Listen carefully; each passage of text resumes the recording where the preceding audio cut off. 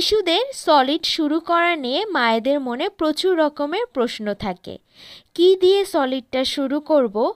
কি খাওয়ালে বাচ্চাদের কোনো রকমের অ্যালার্জিক রিয়াকশন অথবা হজমে কোনো রকমের সমস্যা হবে না। আসসালামু আলাইকুম, welcome back to baby food by মমে। আজকে আমি চেষ্টা করেছি আমার এই রেসিপির এপিসোডে বাচ্চাদেরকে সলিডের শুরুতে আপনারা কি ধরনের খাবার বাচ্চাকে খাওয়াতে পারবেন তার উপরে। আশা করি পুরো ভিডিওটি দেখবেন, কারণ এতে আমি বিভিন্ন ধরনের টিপস এবং সতর্কতা সম্পর্কেও বলবো। বাচ্চাদের সলিড শুরু করার খুবই উপযোগী একটি ফল হচ্ছে আপেল। এতে প্রচুর পরিমাণের ফাইবার থাকার কারণে বাচ্চারা খুব সহজে এটা হজম করতে পারে। এতে প্রচুর পরিমাণে ভিটামিন সি রয়েছে, যা বাচ্চাদের রোগ প্রতিরোধ ক্ষমতা গড়ে তুলতে সাহায্য করে।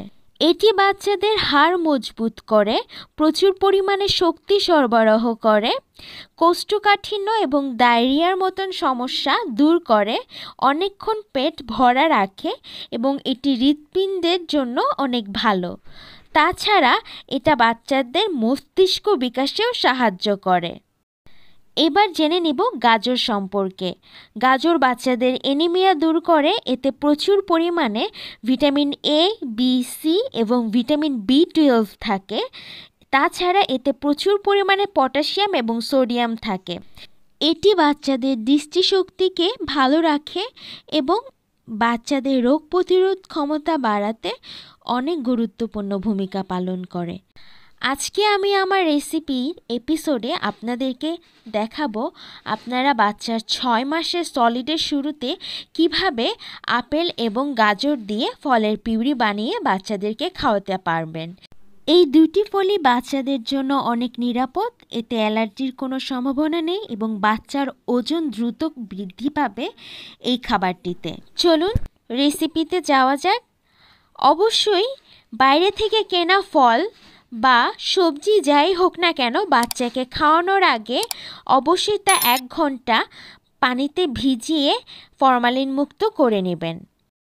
আমি গাজর এবং আপেল ভালো মতো ফুটন্ত ঠান্ডা পানি দিয়ে ধুয়ে তারপরে এর ছোলকা ছুলে ছোট ছোট পিস করে কেটে নিব।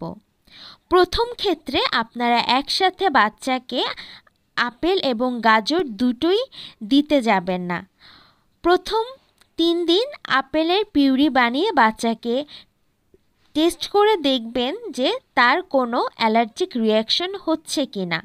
তারপরে আলাদাভাবে গাজরের পিউরি বানিয়ে বাচ্চাকে সেটা দিয়ে দেখবেন যে বাচ্চার গাজরে কোনো রকম অ্যালার্জি আছে কি না। যদি কোনো রকম অ্যালার্জি না থাকে, সেক্ষেত্রে আপনারা এই দুটা একসাথে দিয়ে বাচ্চাকে পিউরি বানিয়ে খাওয়াতে পারেন। আমি কেটে রাখা আপেল এবং গাজর একটা স্টিমারে দিয়ে ভাপে এটা আমি সিদ্ধ করে নেব। আমি সবসময় প্রেফার করি ভাপে সিদ্ধ করা ফল এবং সবজি, কারণ এতে পুষ্টিগুণ বিদ্যমান থাকে। প্রায় 10 থেকে 15 মিনিটের মধ্যে আপেল এবং গাজরগুলো সিদ্ধ হয়ে গেলে আমি চুলা থেকে নামিয়ে নিব। আপেল এবং গাজর বাচ্চাদের সলিড শুরুতে কিন্তু খুবই ভালো একটি খাবার। আর আপনারা এখানে যে বাচ্চাদের জন্য আপেলটা ব্যবহার করবেন, অবশ্যই সেটা যেন পাকা আপেল হয়। সিদ্ধ করে রাখা আপেল এবং গাজর আমি একটি ব্লেন্ডারে দিয়ে ব্লেন্ড করে নিব।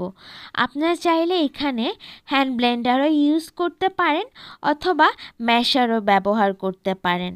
আমার ব্লেন্ড করা হয়ে গিয়েছে।